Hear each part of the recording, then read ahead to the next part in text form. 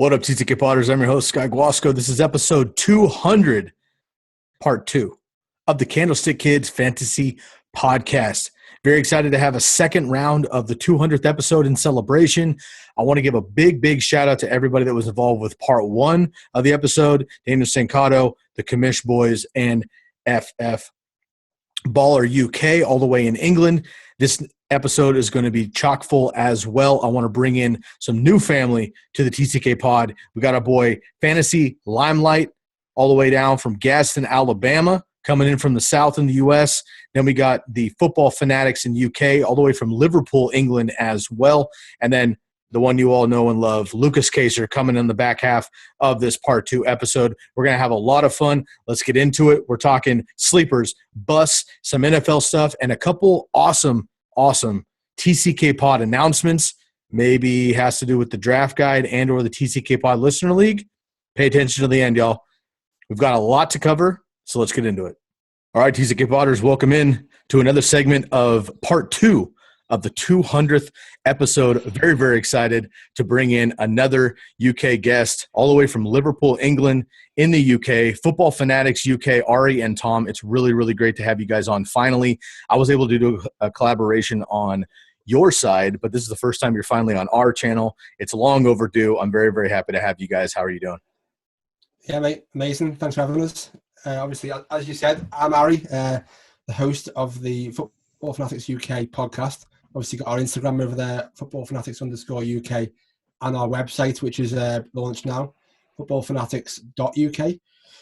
Got about 9 writers now working for us. Obviously, Tom's the editor and dropping articles daily. So if you want to check them out, go for it. We've also got their Instagram handles individually on the website too, so give them some credit for that.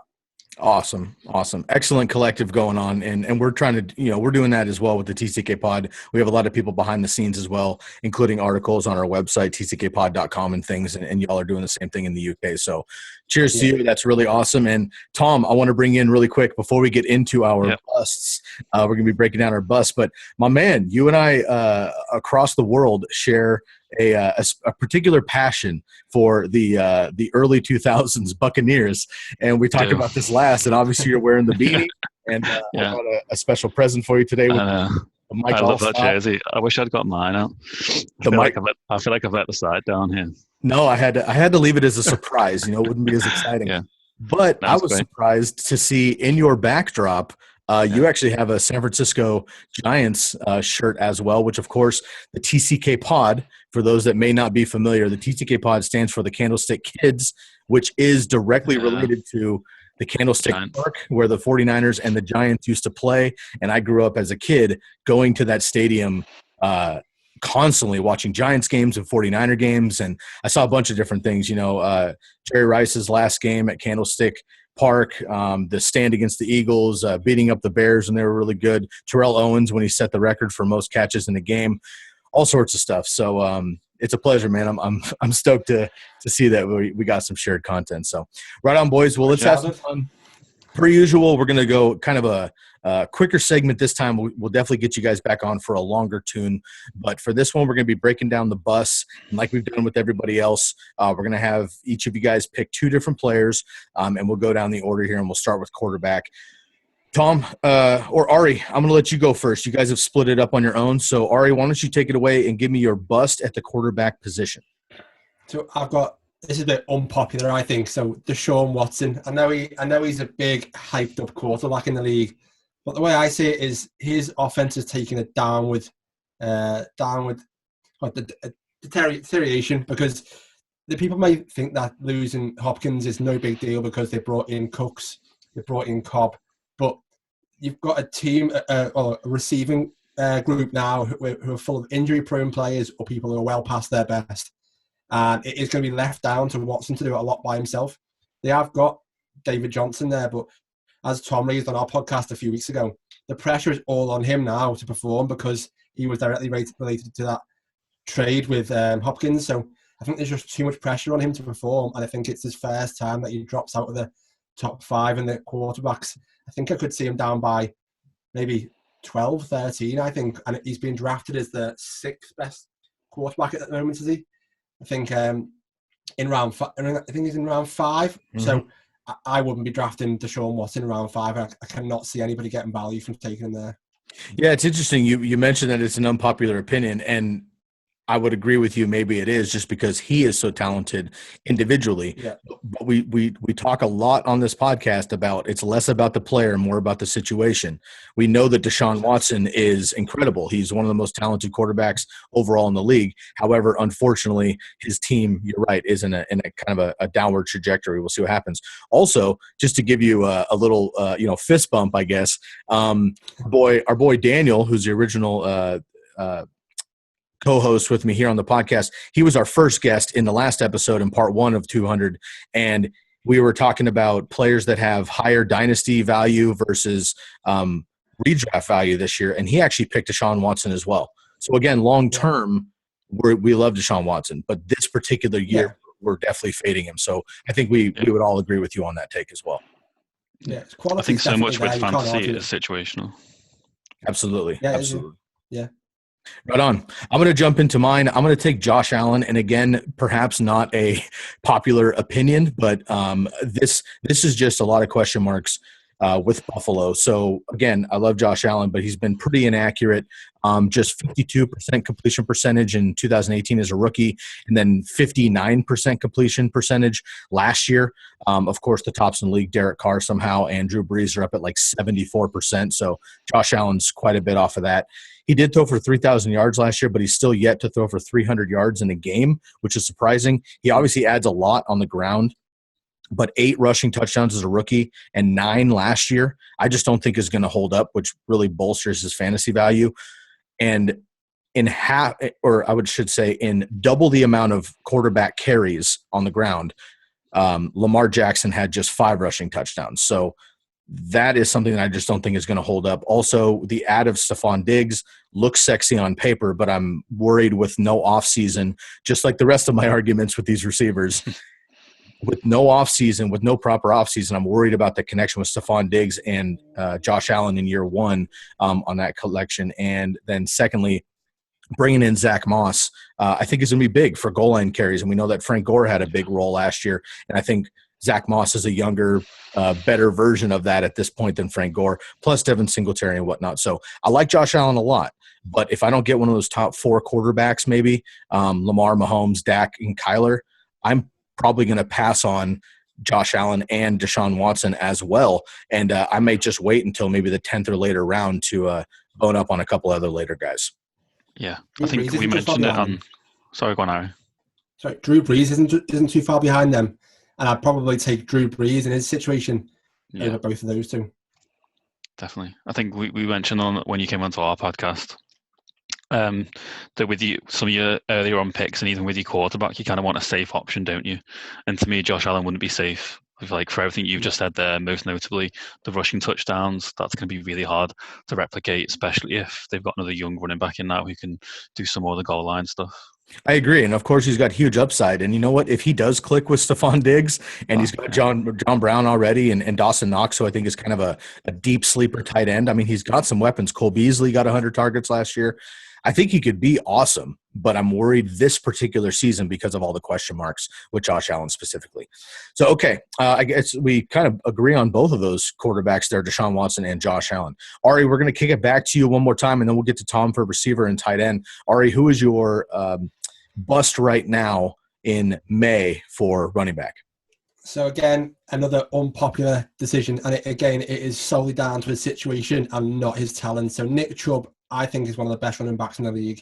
However, he is going to be in the committee now with Kareem Hunt. You saw last year when Kareem Hunt came in, Nick Chubb immediately, his stats became much really affected because, I mean, it's hard not to include Kareem Hunt in your offense because he's that good. So it's going to be with a new offensive coordinator coming in, new head coach coming in. It's all going to be put through both the running backs. And especially now when they've bolstered that offensive line, giving Baker the chance to now try and hit his targets. I just don't think there's going to be enough work for him to reproduce his high stats. I think so how many games has Hunt out last year? 8 games. 8. Yep. Yeah. So that's 8 games where he was able to massively bolster his stats. As soon as Kareem Hunt came in, Nick Chubb took it down with the spiral. So I just think Kareem Hunt there all season. The offense has now been given the chance to actually function properly, which means Baker Mayfield is going to be out to prove himself, take every chance he can at a receiver. I just don't think it's a season where you should be taking Nick Chubb in the first round when I just can't see him finishing top 10, top 12 running fantasy players, full stop, never mind running backs. And basically the way that I think of bust, and there's a lot of different fantasy football definitions for all of these terms, but the way that I think of a bust is that, frankly, they're just not going to return the fantasy value of where you're drafting them, right?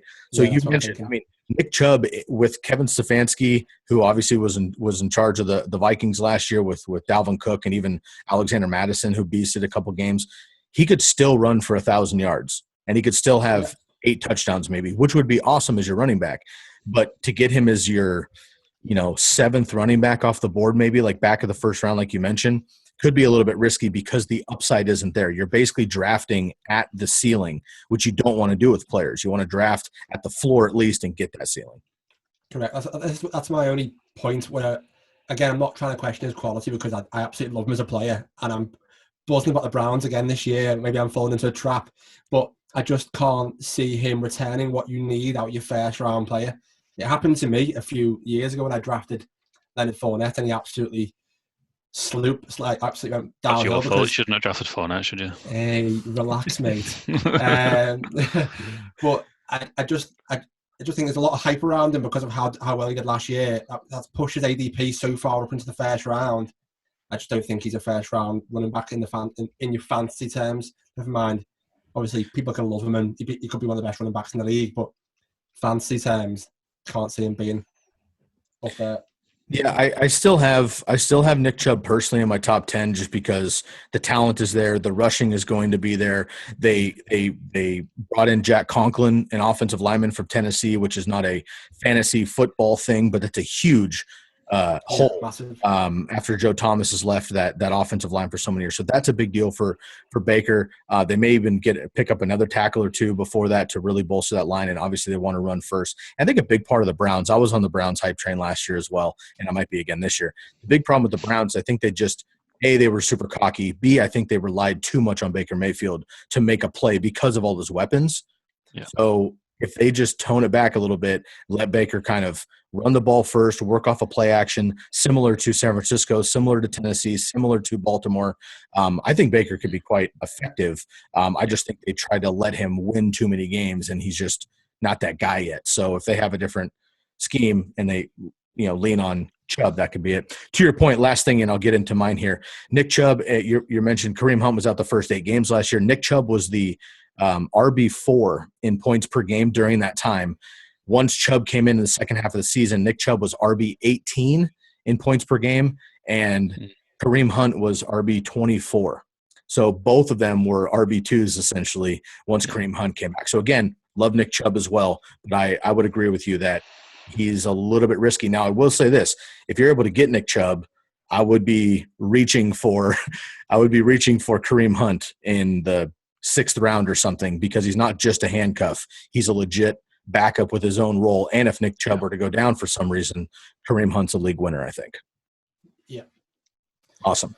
Okay, I'm going to get into Austin Eckler, who, again, a lot of these busts are maybe not, popular opinions, but it really just comes down to the opportunity. So I like Austin Eckler a lot. I think he did last year was very special. But once Melvin Gordon came back, Austin Eckler was still quite effective, but they did split it. I know that the Chargers are going to want to split those carries. They're going to want to split the workload.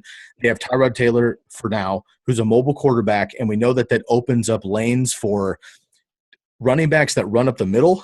That helps a lot, like a Mark Ingram, for example. I think running a spread offense helps a lot in having a mobile quarterback, Derrick Henry and such. But for a scat back like Austin Eckler, I think that actually affects them, because in Tyrod Taylor's mind, if he drops back and he has a read, and it's not open and the middle's open, instead of dumping it down because he can run, I think he's just going to scramble for 5 or 6 yards up the middle versus dump it down like an Aaron Rodgers or a Drew Brees would do with Alvin Kamara or Aaron Jones. So I think that's going to eliminate a lot of his touches. right? He didn't have 1,000 yards rushing last year. He had 900 receiving, which is incredible. But again, I think that comes down tremendously. They draft Joshua Kelly out of UCLA. I think he's the truth. Justin Jackson is awesome as well. He didn't get a chance last year because he got hurt. Justin Herbert will come in eventually, whether it's via injury or just we got to play this kid. Obviously, as an Oregon Duck myself, I've watched all of Herbert's games growing up. He's actually from Eugene here in town, and I think he's ready to go. Obviously, a weird offseason, but he'll be ready to go too. And he's more of a gunslinger, if you will, throwing it down the field. So again, Austin Eckler will be fine, but if I'm drafting in the middle of the second round, there are other running backs there that I would rather have that have quote-unquote bell cow ability and upside, where I think Austin Eckler is going to be part of a two-headed monster at least, maybe three. And if he's not going to get those goal line carries, which I think Joshua Kelly will, I think that's going to affect him dramatically. So where you're drafting him in the second round, I'm personally going to hold off. I mean, I'm a big fan of Eckler. I'm a big fan of him. I think it's what you said before, Tyrod Taylor. I can see Justin Herbert coming in similar time as Baker Mayfield came in the Browns. As soon as Tyrod Taylor is a scapegoat waiting to happen. As soon as anything bad happens on that Charger team, he'll be the first one to get him out. We've got a young, exciting quarterback in there, bring him in. And as soon as the quarterback comes in, he's going to need that player that you can dump it off to. And I know we've got those other talented running backs there, but what I always see it as a young quarterback or someone that's new to the offense needs that escape route. So, and that's what Eckler is in my eyes. So it may not be a successful pick due to the fact that he's getting all the work, but it might be like a fortunate pick because he will end up being the go-to guy when that new quarterback comes in. Yeah. And it could be. I just wish he played, sorry. No, it could be one of those situations where you draft him early and he crushes for 4 weeks. But I don't think Austin Eckler's not going to have the value all season or even the first half of the season. Then I think a Kenyon Drake, Josh Jacobs, even Nick Chubb to start, Todd Gurley in redraft. And these guys are getting drafted behind him. Even Leonard Fournette, I know we don't all love him, but if he falls in a position where he's getting 300 carries and he can catch the ball, again, Leonard Fournette's not competing with anybody, right? So those considerations I take in where, again, I like Austin Eckler, but I wouldn't be drafting him over the names I just mentioned. I just think that there's better value, better floor and ceiling for the rest of those guys. Yeah, I think he's too inconsistent. He'll give you a couple of absolutely massive weeks where he'll probably score you 20-plus points, but then there'll be some weeks when he'll get less than 10. So he's got a big upside. It's just whether he hits it or not. I agree. All about that upside, though. Game winning upside. It's a risk reward, isn't it? Risk reward. We win you a week. That kind of upside can win you a week. So if you can win you 3 or 4 weeks by himself. Now, I'll say this, as far as that upside goes, and when you're drafting, me personally, if I were to get, let's say, Michael Thomas, for example, or Tyreek Hill or Devontae Adams, a high-profile, definite number one receiver in the first round, and Austin Eckler was my RB1 in the second round, I'm not super excited about that personally. However, if I were to get one of the top 4 or 5 running backs in the first round and Austin Eckler somehow fell to me in the second round and Eckler's my RB2, I'm through the roof. I think that is phenomenal because you have that base with the top guys, then you get that ceiling. But again, differing opinions. That's why we do this thing. Tom, let's check in with you, my man. Please give me your wide receiver bust. So mine is Juju. So again, like with you guys, it's not so much about the player, it's the situation.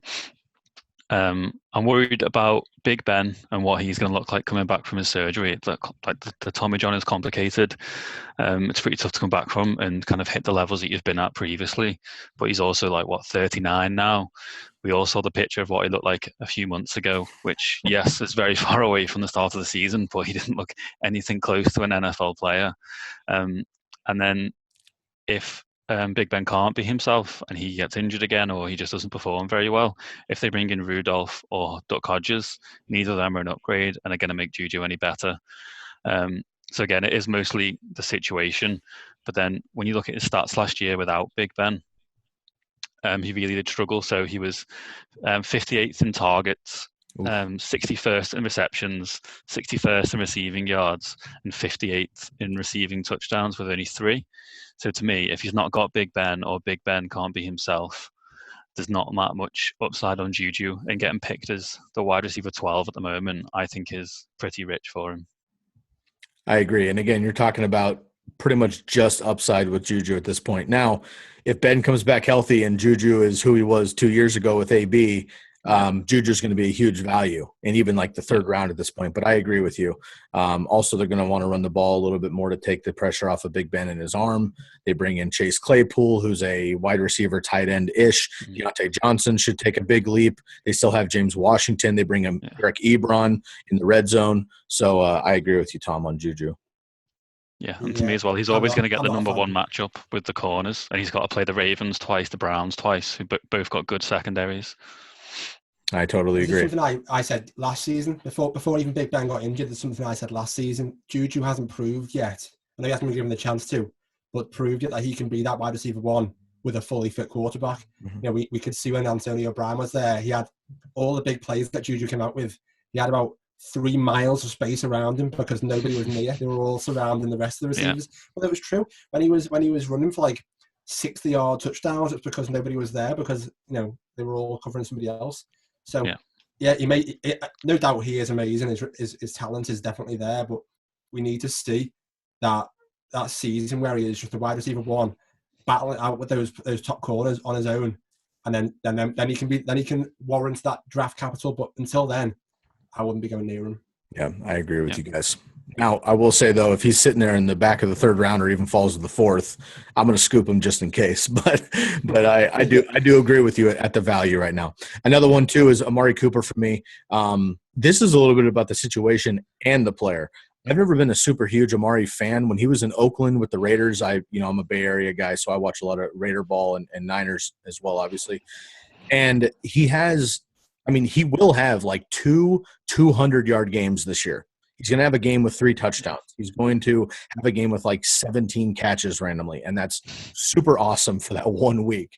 But he's one of the most inconsistent wide receivers. He's still extremely young, actually, although he feels like he's been in the league for years at this point. My biggest thing, though, is that I'm just a huge Michael Gallup fan. And on top of that, CeeDee Lamb now comes in from the NFL draft in the rookie, right? Plus, I am a big fan of Blake Jarwin as well. I think that's going to affect him. Dak Prescott, I think, is going to be through the roof and awesome, but I'm a little bit concerned. And if I look at the Cowboys with Mike McCarthy, they are going to throw the ball. We saw what they did in Green Bay, obviously, with Aaron Rodgers. I'm not saying that Dak is Aaron Rodgers personally, but I think the game script will be. The Cowboys should be up in most games, which I think could benefit Zeke Elliott. But they're going to have some shootouts, which is great for Amari Cooper. My biggest issue is that I think Michael Gallup is as good of an opportunity this year, and you can get him 3 rounds later, essentially. And I'm just run down a couple quick stats. Michael Gallup played 13 games. Amari Cooper played 15. Really quick, the snap share was 10% higher in Michael Gallup's range. He had nearly as many receiving yards in 2 less games, nearly as many touchdowns. He had 6 more yards per game, and he had about a target more per game as well. And then air yards per game, he had 10 more. So you think of I thought, at least with Randall Cobb there too, I thought of Michael Gallup as kind of the quick hitter guy, right, with a couple big plays, and Amari Cooper more the deep threat. Turns out, like, on paper, air yards was actually over 100 for Michael Gallup and at 96 for Amari Cooper. So when I look at those things, plus CeeDee Lamb, I just think that all those receivers are going to take a little bit of a knock. However, I think the biggest one, because of draft value and because of name and clout and everything else, is Amari Cooper in the 3rd round, where I'd rather pass on him, grab 5 other receivers in that range, and then maybe go with Michael Gallup as my wide receiver 2 or 3 at that point in the 5th round, then maybe even get CeeDee Lamb, if I had to double up on one of those guys, if I'm in a keeper league. Obviously, dynasty is another conversation, but for me, I'm concerned about Amari Cooper this particular season. Yeah, I think there's too many mouths to feed in that offense. It's going to be that's going to get the ball to everyone, but it's going to be, is anyone going to get it more than the rest of them? Because they're all really talented. Are they going to get? To me, it's going to get split across them all rather than one guy getting fed constantly. And yes, Dak always played better when Amari Cooper was in the lineup, but like, if they've brought a CeeDee Lamb, who's an upgrade from Cobb in the slot, so to me, that ball's just going to get fed around them more. I agree. All right, Tom, why don't you close us out here? Get into your tight end. I will do mine, and then we'll get out. Sweet, yeah. So I've got Hunter Henry. And again, I love Hunter Henry. His rookie season, to me, was one of the more exciting ones that we've seen from a tight end. Everyone thought he was going to take off and be in the same sort of league as Gronk and Kelsey. Obviously, he's had a few injuries, which has kind of prevented that. And I know we've already talked about the Chargers offense a little bit, but again, this concern for me is the whole situation and what the Chargers offense is going to look like. So obviously part of the reason why Hunter's been good when he has been healthy is because he had a great connection with Phil Rivers. Will he be able to replicate that with Tyrod Taylor or with Justin Herbert? Like everyone always says that the tight end is the blanket for the quarterback, but obviously without the off season being anywhere like normal, will they be able to get that chemistry together? And I think they're just going to run the ball a lot. I imagine, obviously, you've mentioned all the options they've got there at running back, like with Eckler and Jackson. To me, they're just going to want to run the ball and kind of rely on that defense to control the game, and they're probably going to limit the passing game quite a bit, even though they've got great weapons there, like with Henry himself, and then the receivers in Keenan Allen and Mike Williams. To me, it's all going to go through the ground, and then a lot of reliance on the defense. Yeah, I agree. Unfortunately, I think Hunter Henry is one of the better talents at tight end as well when he's healthy. But played 15 games as a rookie, 14 and 17, missed all of 18, played 12 last year. He's never played a full season, unfortunately. His touchdowns have gone down 8, 4, and 5. He's never eclipsed 700 yards receiving. A lot of that just because he can't stay on the field. So I agree with you. I do think once Herbert comes in for the first couple of games, I think that Hunter Henry will get a spike because a lot of times rookie quarterbacks kind of need that. And actually, to your point, Ari, I think once Herbert comes in, I think that'll actually help Austin Eckler as well. But I think it'll be more of those quick hitter throws that will benefit Henry. But overall, I agree with you.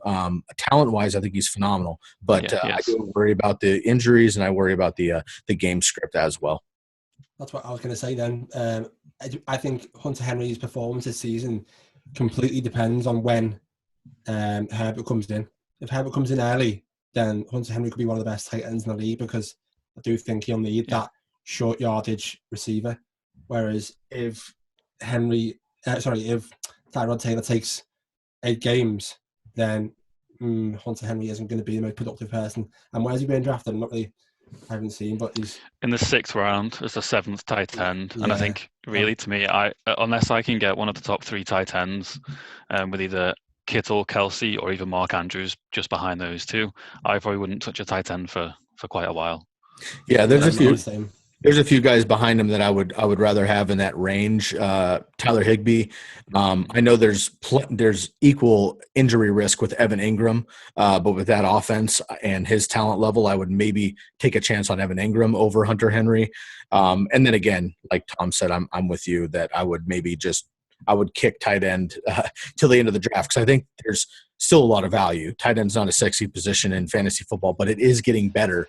And I think that there's a lot of deeper options that you can not necessarily even stream. I mean, draft 2 of them late and see what happens, and then you can stream later if you need to. So I like that a lot. All right, I'm going to end it off with my tight end, and then we'll get out of here. Mine is Zach Ertz, and this is kind of a piggyback on last year's bust call. I had pretty much the same exact theory last year, and I'm going to say it again. This year for different reasons. So Zach Ertz, again, love Zach Ertz as well. I've had him on multiple teams. I may even get him on teams this year in redraft because he's falling considerably, compared to his last couple of seasons up in the first couple of rounds with Kelsey. So basically he's pushing 30 years old. He's got a 3rd round ADP right now, which I'm just not going to do. I'm with you, Tom. If I don't get Kelsey or Kittle, I'm at least going to wait until the 5th or 6th round and look at one of those other guys we just talked about. The biggest reason here is they've upgraded the weapons all around Philadelphia. Rager, Goodwin, Deshaun Jackson, Alshon, and Dallas Goedert, of course. So I think that's a big issue. Also, I don't want to jinx anybody, but if Carson Wentz gets hurt, which is a good chance to happen, we're not sure what Jalen Hurts is going to be as a quarterback, period. We've heard all sorts of things like he's going to play receiver, he's Taysom Hill, he's a scat back, maybe he's Lamar Jackson. We don't know what he's going to be. None of those things. But he's good, but he's in my none of opinion. those. Yeah. In my opinion, he's also not a pocket passer, No, he's not. which Tennessee or tight ends generally benefit from, and I think that's going to affect Zach Ertz. Also, on top of that, Dallas Goedert, who's my boy, he's definitely a dude that I would pick way deep. Like going Blake Jarwin for me and Dallas Goedert in like the 14th and 15th rounds of drafts were like, what the hell, why not? Blake Jarwin's going to play. Jack Doyle. What happens? Jack Doyle, Irv Smith, Mike Gesicki. A lot of these guys I would rather have than these top dudes if it's not Kelsey and Kittle. Dallas Goedert is 25 years old, 12th round ADP right now. Honestly, you usually get him even later than that. He was the tight end 10 last year as a backup with 58 catches, 607 yards, and 5 touchdowns. I love that. I think he's a top 3 to 5 tight end at least if Ertz were to go down. So, again, there's a lot of things against Zach Ertz in this offense with him being the primary starter and question marks. And Dallas Goedert, for me, is just a better value, obviously, by 9 or 10 rounds. And you could just sit on him as the rare tight end handcuff, if you will. So I don't hate Zach Ertz, and he's a tight end who's really good, who gets a lot of work. So if he falls to me in the 4th or 5th round somehow, I'll probably scoop him up. But I'm not going to draft him in the 3rd. And if I do get Zach Ertz, again, I will be reaching, just like Nick Chubb and Kareem Hunt, I'm going to be reaching for Dallas Goedert and maybe the 10th even once I fill out my roster spots because I want to have that handcuff just in case because the tight end, obviously, in Doug Peterson's offense is a huge weapon. This was a situation I saw happening a couple of years back now. As soon as Dallas Goedert came onto the scene, you immediately knew that fantasy football, unless the Eagles traded away one of these guys, it was going to be a disaster because no one's slating Zach Ertz. He's unbelievable. I mean, if he was on another team on his own, he'd be up there with the top 3. But it would be. He's that good. Maybe he's getting a bit older now, but he was that good. Now Dallas Goedert is incredible, I think. And he is only going to just eat in and eat in and eat in because I can just see him staying fitter than Ertz. And it just, as you say, with injuries with Carson Wentz as well, it's just an unreliable offense, I think. I'm not going anywhere near any other offensive pieces apart from Sanders this year. Mm-hmm. Don't care about any of the receivers. I'm not going anywhere near any of the tight ends because I'm not prepared to pay the 3rd round ADP for Ertz. I'm probably not going to be able to get Goddard because one of our boys absolutely loves him. So I probably won't get any of the Eagles players at all this year, apart from maybe Sanders. I'll go for him. Yeah, I agree with you. Tom, any last notes here on these busts? No, I mean, I kind of found this exercise a little bit trickier because everyone has a lot of optimism, don't they? At this time of year, you always think everyone's going to be really good. So I found this a little bit trickier. I think as you were talking about the Eagles, then in my head, I was kind of thinking, would potentially Carson Wentz himself be a bit of a bust? He's probably going to be drafted quite high. I can see him. He's a little bit of a dual threat because he can use his legs pretty well. But again, have they really upgraded much around him? Because in my mind, when they brought the rookie they've brought in, Jalen Reagor, they've replaced obviously Nelson Aguilar, but both those players have got hands issues. Mm-hmm. So they've kept the same problem, but just brought in a new face. Mm-hmm. So again, how reliable are his receivers going to be outside of his tight ends? And I can see them relying on the running ground a lot, which would take away from Wentz. Yeah, I think the biggest difference with Reagor and Nelson Aguilar is just the pure talent Speed. Overall. Yeah. Also, they do have J.J. Arcega-Whiteside, who I think is awesome and has an opportunity. He didn't do much because he was injured last year too, so that's another weapon. I was actually when you and we were setting up the show doc here, I had actually typed in Carson Wentz. I had him in there for a couple of days because I was like, that's automatic. I don't draft Carson Wentz ever. I don't think I've ever had him on a fantasy team, period. Now, I had him last year. Definitely at this point, I just won't. Yeah. But it's interesting because I took him off because I was like, okay, what is my argument against Carson Wentz this year? Right? Like just face value before he's injured. What is the argument? And I couldn't really find one because if he's healthy, these weapons I think are the best he's had in his career, period. He has shown when he's on the field, he's incredible when he's healthy. The problem is he can't last 12 games. Yeah. And now I don't want to take that risk, so I'm not going to draft him because he could get hurt in week 2 versus week 13 and your whole season's fucked. and I'm not gonna risk that personally. But I was thinking, what are the knocks against him other than injury? And frankly, I don't think there are many. I think he's a great quarterback. I think he's got a lot of weapons. They obviously do like to chuck it when he's healthy. The problem is mainly that he can't stay healthy. And I didn't think that was fair for a bust thing, especially with him, just because everybody knows that. And I think that was kind of a cop-out. So, but to your point, I did actually put Carson Wentz, and I thought about him early. I wasn't sure that was a valid argument for this particular topic.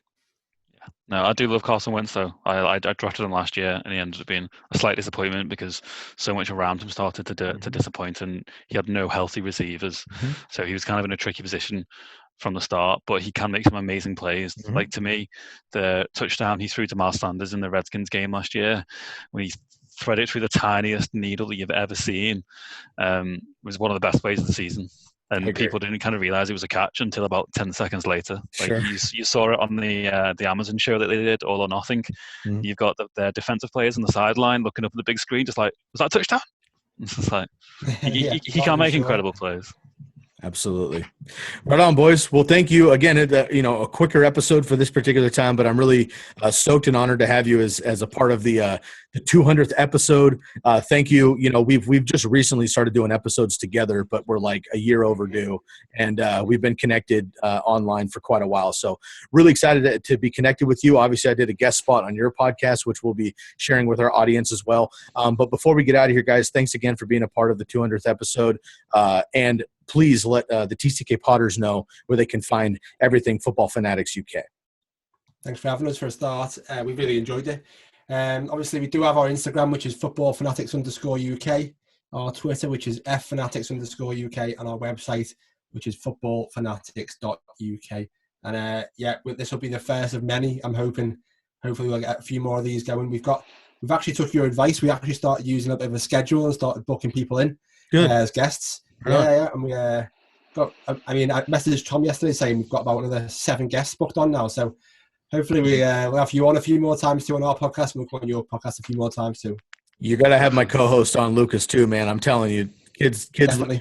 Yep. Yeah. So, hey, man, anytime, you guys know I'm down, and we'll bring you back as soon as possible as well. So thank you guys again. Really appreciate having some more international love here on the TCK pod and another UK family member. It's been great, and congrats on the 200 episodes as well. I think it'd be amazing if we could get there, but that's a big feat, so well done on that. Hey, thank you, Tom. And, people that do this know how much time and energy goes on, and people, this is even a longer, shorter episode, right? So, like, it's, 30 minutes of recording or whatever, but people don't understand that, like, there's a whole nother 2 hours of prep, 2 hours of editing and launching and then promoting. So like one episode takes a good 4 or 5 hours of total time. So there's a lot of effort, and I know that you guys put it in as well. So one of the fastest growing accounts I've seen on Instagram. Great graphics, of course. You have a great team behind you. So as always, man, rooting for you, and super proud of you guys for picking it up. And shouts out to our boy Mike Allstott. We'll have to Allstott up the gut. Rumbling, bumbling, stumbling, baby. We'll have to get him on the podcast sometime soon. I'll talk to you guys later, man. Cheers. Cheers, man. Take care. Bye-bye. All right, TCK Potters, super stoked to bring in the second part of episode 200 with my man Sherrard, a.k.a. Limelight. This guy has some of the best graphics, I think, in all of fantasy football, period. Certainly among our independent accounts that we're rolling with. The commish took on the high task of a big-time Instagram accounts dynasty league that we just did, a long draft, which we're going to break down, and we're going to have to bring you on for that when we do that breakdown of our episode, because there was a lot to do. Took us about 2 weeks to do that dynasty draft, but there's a lot to talk to with Limelight. Finally connecting. It's been long overdue, my man. Really, really stoked to have you on. But for this particular episode, we're breaking down the sleepers per usual here with a quicker episode. But before we get into that, please, my man, introduce yourself, your brand to the TCK Potters. Oh, yeah, Sherrard Crawley right here with Fantasy Football Limelight. Follow and check out my Instagram page. It's fantasyfootball.limelight. Also on Twitter, it's FF_Limelight. And I'm kicking off a YouTube page now. I plan to have this as the first episode on there. So check me out. Look me up on there, Fantasy Football Limelight. Respect, man. Congratulations on that. And like I said, folks, I'm The listeners know by this time I don't blow smoke, and I'm for real, for real. You've got some of my favorite graphics. You were kind enough to let me use one of the templates for our Dynasty graphics and stuff, so I appreciate you, brother. Let's get into this and have some fun, man. We're going to dive into some sleepers for 2020. Of course, this is May, so a lot of this might change as we go through the summer, but we have a quarterback, running back, wide receiver, and tight end sleeper each, and we're going to dive into that real quick. I want to kind of preface this with we're templating this out as sleepers are 10th round and later draft picks with their current ADP. So, again, some of these players might have an earlier ADP as summer comes along, but right now, 10th rounders, we do have a couple at the running back position, which I'll preface, that are earlier than the 10th round, but running backs are a little bit different. So, without any further ado, man, why don't you jump into your quarterback? Who right now is your quarterback sleeper for 2020? Yeah, man. First of all, I appreciate you for having me on here, man. But diving into my quarterback sleeper, I like Gardner Minshew. Minshew mania, man. I mean, what can you not like? His average draft position from what I'm seeing in mock drafts is around the 16th round, somewhere around there. And there's some drafts he's not even getting picked up. But stats for 2019, he played in 14 games, started 12 of those, 3,271 passing yards, 21 touchdowns, 6 interceptions, great ratio, especially being a newbie in the game. Wide receiver group, you look at it on paper, it's very mediocre looking. Of course, DJ Chark exploded onto the scene. He's another guy who technically could be a sleeper, even though he had a great season already. But I think the Jags helped them out when they brought in Laviska Shenault. This guy, he kind of reminds me of a Deebo Samuel type player with the physicality. Not quite as fast, but physical. Just gives Minshew some more help. And as we know, the Jags let Nick Foles walk. They didn't keep that contract. Shows they have a little faith in Minshew. And I'm excited to see what he can do this year. Yeah, likewise, man. I think Laviska Shenault's going to be great. They also have Tyler Eifert, which is a random bring up, but I just, people who have been playing fantasy football for 10 years remember in 2013, Eifert had 13 touchdowns as a tight end. He's been pretty much broken since then. I assume Leonard Fournette's going to work out. We'll see what happens there, but obviously he had a career high in targets and receptions last year. They can use him out of the backfield for sure. And, they have a couple other options, but Dede Westbrook is a little bit of a sleeper too. So Gardner Minshew for me is not a super sexy pick because I think his upside is limited with the limited amount of weapons, but he does give you a nice floor, and he's running into his second year after a rookie of over, 3,000 yards there. And like you said, he can also run the ball on the ground, which is huge for quarterbacks. So I like that a lot, and I like that pick with Gardner Minshew there in Jacksonville. I'm going to go with Drew Lock, who's another second-year quarterback. I don't know that he's going to be a sleeper much longer. Right now, I mean, I have the 19th round ADP, which is probably just got to be wrong. I mean, there's no way that this guy's going to go later than 15-round ADP, but he has a new skill possession group, obviously, with Jerry Jeudy, the rookie drafted, Cortland Sutton, KJ Hamler, another rookie out of Penn State. He's got Melvin Gordon, who came in from the Chargers, Phillip Lindsay, who I think everybody forgot about. My boy Royce Freeman is still around, and he's got Noah Fant and Albert O. Ton of weapons, and at this point, I think that Drew Lock is a great sleeper option with a great upside, but also a nice floor. And he only had 5 games last year technically, but if you run that out of 16 games, he had about 4,000 yards passing, roughly 30 touchdowns, and about 12 interceptions over 16 games. So I think, again, having that floor and that upside, I think Drew Lock is a great pick right now. But again, he's not going to be a sleeper much longer. Yeah, man, I agree. There's a lot of people hopping on the train with Lock, man, and I can't disagree, man. Jerry Jeudy was actually my top-ranked wide receiver coming to the draft. Love Jeudy. Obviously, I'm from Alabama. I've actually got to see him play in person a few times. And, man, I'm telling you, the guy is great. So to see him on the opposite side of Cortland Sutton, then having Noah Fant right there, and like you said, Melvin Gordon and Phillip Lindsay. And, yeah, it's true. People are forgetting about Phillip Lindsay. And I think Lindsay is still going to have a pretty nice-sized role in this offense. I think he's still going to catch passes. The guy, he's great in his own right. their offense is loaded, man. I completely agree with you. I almost put Lindsey. I thought about Lindsey as a sleeper, but Yeah, again, he's still going in the 6th, 7th, 8th round, and we do have a couple running backs again who are earlier than the 10th. But Lindsey, I felt, was a little too early. But somebody like Royce Freeman is free in Dynasty, and he's free in redraft. And he's a rare third guy that I wouldn't mind stashing, because if one of those guys gets hurt, he could be just fine moving forward. Of course, I'm biased as a Duck, but I think Royce Freeman still has the ability to be a starter in the NFL. All right, Drew Lock and Gardner Minshew as our quarterbacks. Why don't you dive into your running back, man? And again, I'm going to preface this with our running backs that we're going to talk about are earlier than the 10th round, but they're in the 8th and 9th round. And so, again, with backup positions and rookies and whatnot, we let it slide for this one. So who is your running back sleeper at this point? Yeah, I'm rolling with Jordan Howard. Like you said, his ADP is a little bit earlier than the 10th. I'm looking at 8th, 9th-ish. Yeah, everyone was on his hype train whenever he's in Chicago and had that huge season. He still has the ability. It may not have been as healthy lately as he was then, but the ability is still there. I think he's getting just what he needs, a fresh start on a team that, not just from his perspective, but for the whole team. The whole team has a great future ahead of them from what it's looking like. It's not for sure, but you have Tua, you have him. They bring in Matt Breida. They have Devontae Parker, Gesicki, and then the defensive side of the ball is what I'm really liking when you look at Miami. And just overall, when you have a team that can compete and is wanting to turn things around, that's actually a great thing for somebody like Howard, who was up here. He was doing really well, and then all of a sudden, these last couple of years, he's just not doing much at all. Obviously, the health concerns in Philadelphia and then the emergence of Miles Sanders, that kind of hindered him a little bit, but this is just what he needs, and I don't see anyone there that can keep him from being the main guy.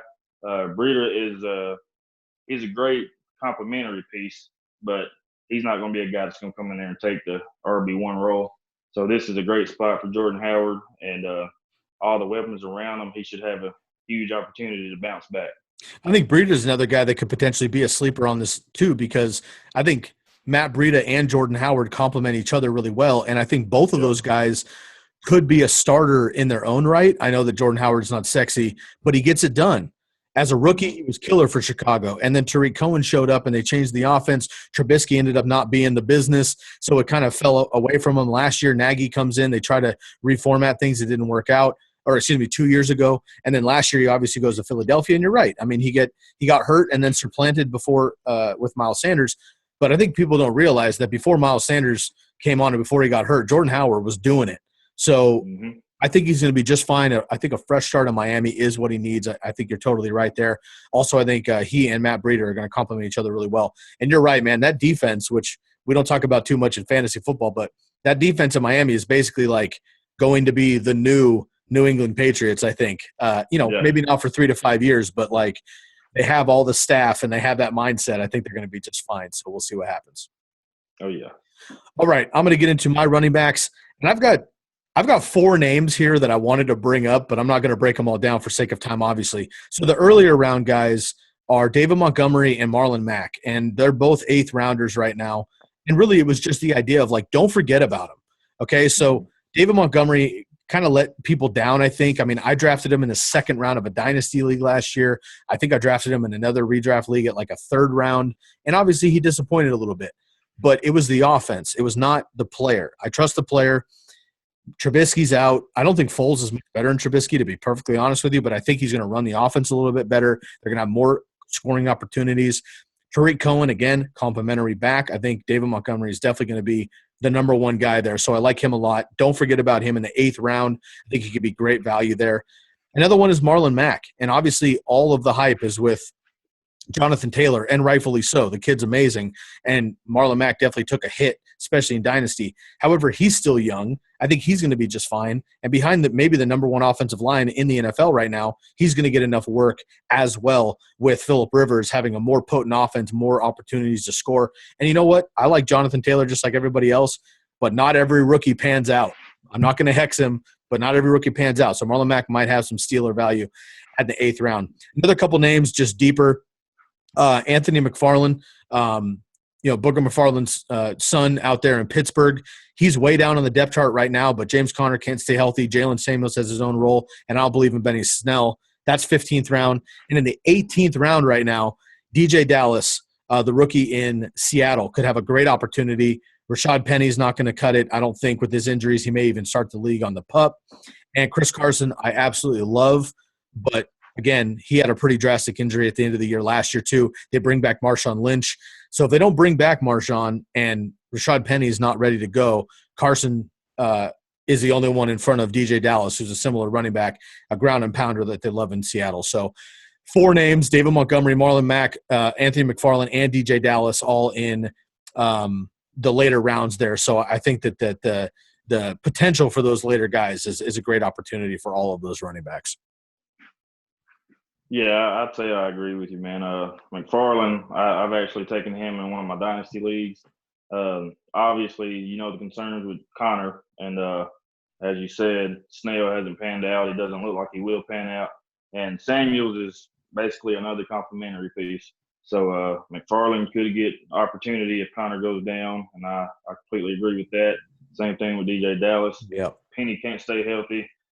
Carson has his fumbling issues off and on. And besides that, he has injury concerns sometimes too. As far as Mack and Jonathan Taylor, man, it's the way I look at it, they're behind the best offensive line in the league. So if one of them's above the other one, behind that line, the other one can still be effective in some way, enough to be fantasy relevant, in my opinion. And so I completely agree there. Montgomery, we all know he has the talent, man. He's very talented. I love the way he runs, very physical. If the coaches do what they say they're going to do, which is let him be the workhorse 3-down back, if they do that, I understand you're going to bring Tariq Cohen on 3rd down to catch some passes. But if you give Montgomery the opportunities, I think he's going to do something big this season. I agree. Right on, man. Why don't you dump into your wide receiver? Okay, this is a guy that a lot of you guys already know I like a lot, man, Jamison Crowder. And for me, I know the Jets brought in Denzel Mims. I don't think that hurts Crowder. Crowder's been there throughout Crowder's career. He's been basically a diamond in the rough. He hasn't been on a great team, but he's always been that slot guy that gets targeted, gets receptions. Nothing amazing, but enough to be somewhat relevant in fantasy, enough to be a flex play. In 2019, the guy had 122 targets, 78 receptions, 833 yards, 6 touchdowns, which is that was very much under the radar. I don't think anybody realized how many targets he actually had. That he was heavily targeted. He was the wide receiver 1 there over Robbie Anderson. Mm-hmm. Okay, Robbie's gone. They bring in Rashad Perriman, and also now they have Mims. But I think Perriman and Mims are going to be them outside guys that's going to take the top off. And Mims is a big body guy. He's gonna get his, but this actually helps Crowder even more, in my opinion. You have 2 guys on the outside now that can take coverages off. And you have Crowder coming across the middle, and then oftentimes slot guys are targeted a lot by the quarterbacks, especially when you have a struggling quarterback that's just trying to find some security. I'm really liking Crowder as a sleeper, and I've been targeting him in a lot of leagues. I love it, man. And I believe he had 17 targets in the first game of the season last year. So in that slot role, I do like that. And, nobody likes Adam Gase. I get that. But if there's any one position on the field that Adam Gase's scheme benefits, I think it is a slot position. So I like that a lot. I'm going to go with a deeper name over the years, but I really believe this guy has an opportunity to really shine this year. We've kind of been big fans of him on the podcast for a couple of years, and that's Josh Reynolds of the Rams. He's obviously been buried behind Cooper Kupp, Robert Woods, Brandon Cooks for years. But he finally gets his chance to try to be the 3. They get rid of Brandon Cooks. They do bring in Von Jefferson from Florida. But again, I think Josh Reynolds is going to have the opportunity to win that opportunity. If he doesn't, he's going to be toast. But I think he will have an opportunity. He'll be all right there. Last year, he played, Cooks had about 500 yards. He did have that concussion, right?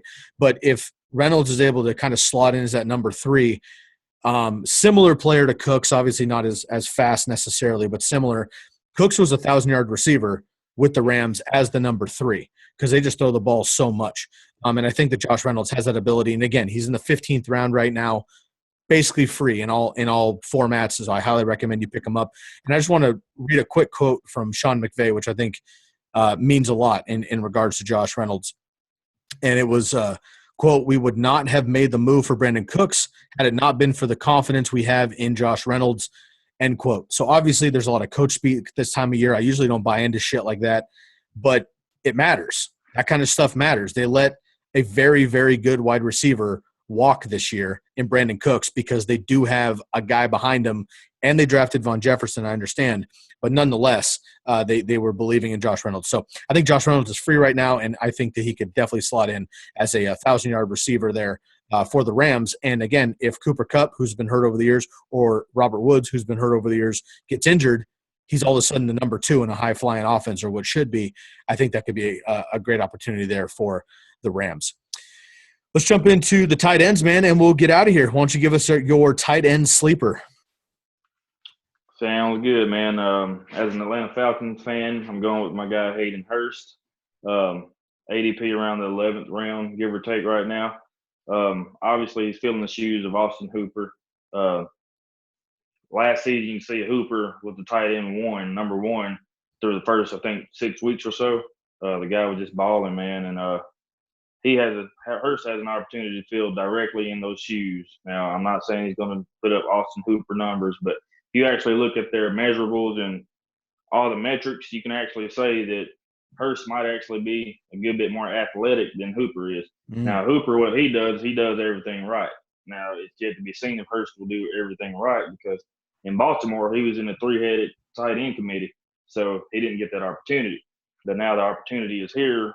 You're with the Atlanta Falcons, one of the most pass-heavy teams in the league. You have Matt Ryan, who loves to throw the ball to the tight end, especially in the red zone. I'm loving it for Hayden Hurst, man. I have him pegged right now as a top 10 tight end, possibly top 8. I'm loving him, man.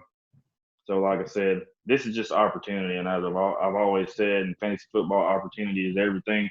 You're coming from a committee with 3 guys rotating, with Mark Andrews being the main guy there in Baltimore, to now you're the guy in Atlanta, and you actually throw the ball a lot more than they did in Baltimore.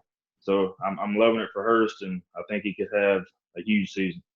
Love that. And I've got Hayden Hurst at top 15 as well. I just want to make sure he's 100% healthy is basically what it comes down to. Obviously, a big injury as a rookie, which I think people don't realize that Hayden Hurst was drafted before Mark Andrews for the Ravens in the same year. Mm-hmm. And it was Hayden Hurst's job until he got hurt.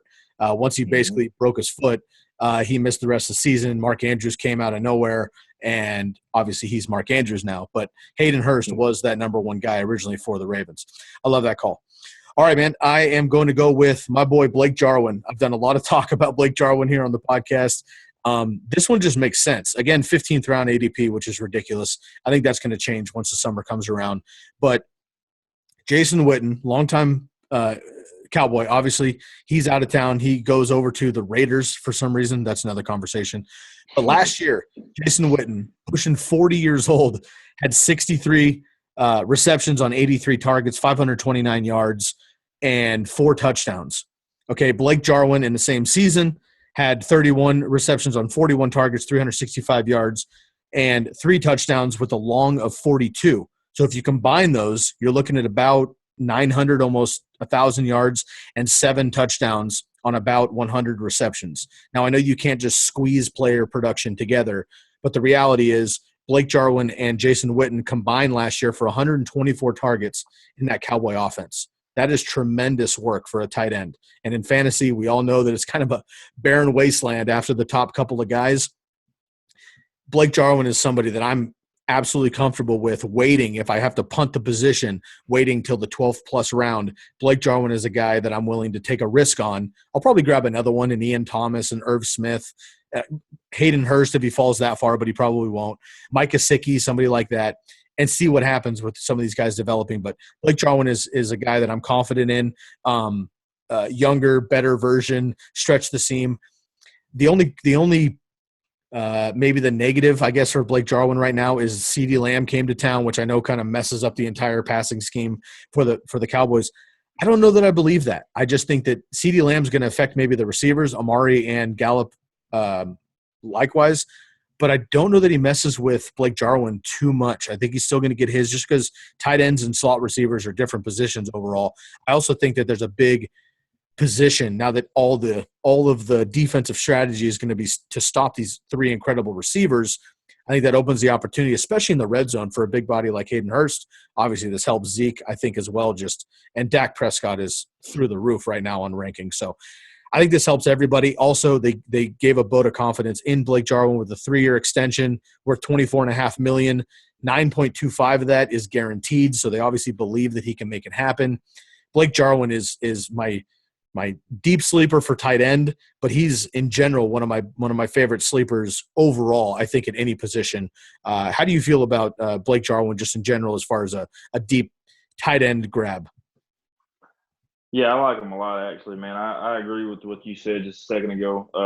I don't believe that Cooper, CD, and Gallup is going to hurt Jarwin. They're going to hurt each other, but not Jarwin. In my opinion, defenses are going to key in on them 3 receivers, and you'll have Jarwin right here coming from the tight end position. I think he'll be able to eat. I really do. I like him a lot, man, and the fact that you can get him so late. Stack up on your other positions, take a chance on him.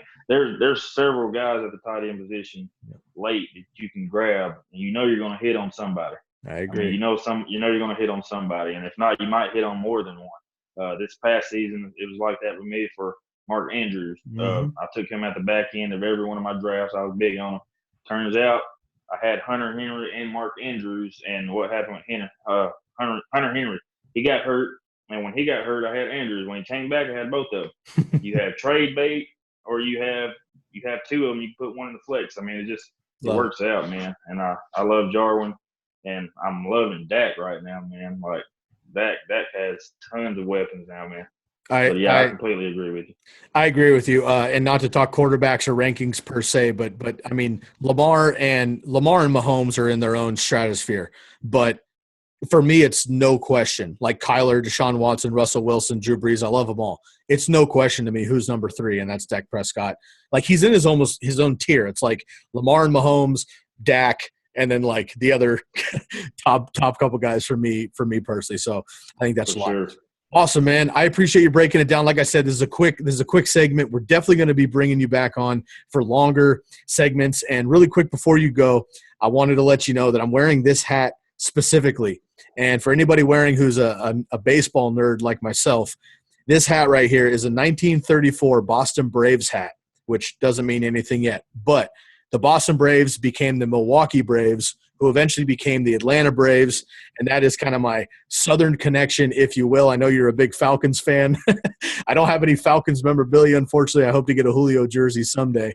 But awesome. I did want to just kind of wrap that in for you there, that I was, trying to bring some Atlanta love. And I know that you're a big Falcons fan, and, shouts out to the South and the Alabama crew as well. Like we were talking before we recorded, I've been touring down South for years, and I love it down there, man. So when I make it back, I will definitely be reconnecting with you. And I'm going to have to get one of those hoodies too, my man. I love your graphics, and I appreciate you. So, Sherrod Crawley, a.k.a. Fantasy Football Limelight. One more time, please let all of our listeners know where they can go find your content. Yeah. Check me out on Instagram, fantasyfootball.limelight, Twitter, FF_Limelight. Look me up on YouTube. This is going to be my first episode on there, Fantasy Football Limelight.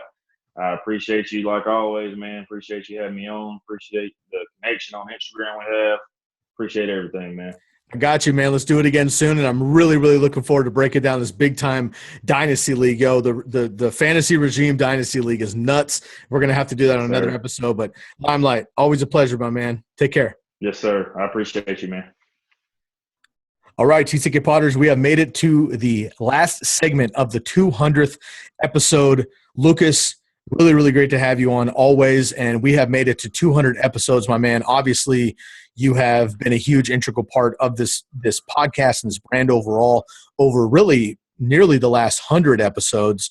You and I actually connected just after I released our 100th episode, which was an interview with our big brother, Nick Ercolano, BDGE, Big Dogs Gotta Eat family. You work with them also.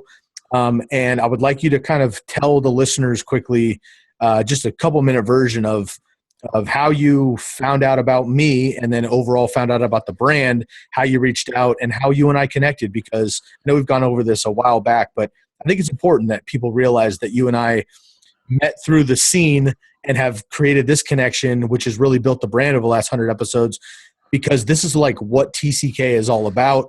We're the community, and we want to be a brand like that reaches out to others, and we try to support everybody that we're connected with. And you and I are really a perfect example of what we preach. So please, real quick, man, it's really good to see you. It's been quite a while since we've checked in. So we've had, the other 5 segments so far, but we're going to bring you in and have some fun on the back end of this. But before we get started, man, please recap again how you and I connected and how we've gotten here to 200 episodes. Yeah, so I mean, we've said it many times. The 100th episode was on the BDG channel as well as TCK. I watched that because I work for Nick on just some back-end stuff, nothing too major. Just great episode, 2 hours long. Every part of it was good. I didn't want to skip any of it. It was great. Reached out to you, and then you were on vacation, so you didn't reach back out right away. But then it was just like, I think it was July, if I remember right, or maybe August. I'm not for sure. Then before the season, you reached back out. We came on. I think this rankings episode or something random. Didn't think that it'd turn into this by any means, or just really anything in general, just that podcast every once in a while. It's kind of like what it started, and I think we really saw what we could do, obviously, and that's what's taken us through this point. Release the rookie draft guide, release anything that we're going to release in the future. We just built on top of that. So in terms of how we started, this is a perfect example of just if you're a listener in general, you have the opportunity to do exactly what I did in general. Like, just reach out to us if you do want to create any content, if you need help with creating content, anything like that. We're definitely here to help. Obviously, you saw what it turned into from one simple Instagram message. So I can do the same just for you. 100%, man. And we obviously super encourage people to reach out to us via DM on Twitter or Instagram. You all know where to find us. We have an email as well if that's your style. And I answer every DM. I am very intense about making sure that our messages are read and dealt with. And if it pertains to Lucas's stuff, he'll handle it. If it pertains to me, we'll handle it. If it's about joining the team, if it's about writing articles for us, if you want to become, a guest or something and you can bring value to our podcast, don't think that anything is too small or that it's awkward or strange. It's not, man. I'll tell you right now, he and I both have a lot of stories of how we've reached out to people over the years. And, there's generally fruit on the tree somewhere. You just need to figure out how to pick it. So, Lukas, man, it really has been an honor to have you on the team. I'm looking forward to 200 more at least. And before we get into this kind of fun, laid-back segment here to wrap up episode 200, part 2, I want to give a huge shout-out to all the guys who have been on so far. So on the first part, you heard the original podcast host, so the original Lukas, if you will, Daniel Stancato. He's my childhood buddy. We grew up together playing Little League and such. He was the first guest to come on for the first part. Second, we brought on Chris and Eric of the Commish FFP crew out of Massachusetts and the East Coast. Then we brought on my good friend from Manchester, England, Joshua Knott, the fantasy footballer UK. Then you heard from our boy Limelight, Sherrod Crawley, who's awesome. He's down in the South in Alabama. And then we had another UK guest with the Football Fanatics UK in Liverpool, England. So we are all over the world, and we're looking to get that global match going on for TCK Pod. So shouts out to everybody that's already been on it. You guys have been a blast, and there's been a lot of support already. So excited to wrap this up and turn our head to 2020 and 201 coming up next week. All right, man. Let's jump into it. We're going to have some fun on this. Pretty laid back. We've jumped into a ton of stats per usual. The other 5 segments have been pretty, stat heavy and a lot of information. For this one, man, you and I are just going to kind of take one off. We go pretty hard on every other episode, so we're going to keep it pretty mellow on this one. What we've done is we've done a list of 2 quarterbacks, running backs, wide receivers, and tight ends in fantasy football that we're straight up just rooting for.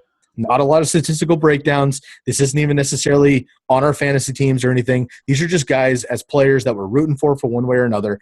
Then we're going to share some AFC and NFC teams, again, that we're just straight up rooting for as fans, that we're going to be cheering on whether they're on our teams or not. Then on the back half of this smaller segment, we're going to be going into just a couple business-related announcements, some big-time announcements I know you listeners are going to be excited about, so stick with us, and appreciate everybody hanging on for the second part of episode 200.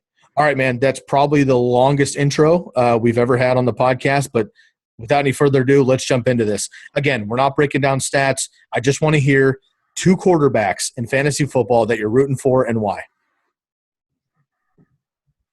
All right, I put Jalen Hurts as my one. Football and fantasy football. This man has been put on the back burner his whole career with having to go to Oklahoma.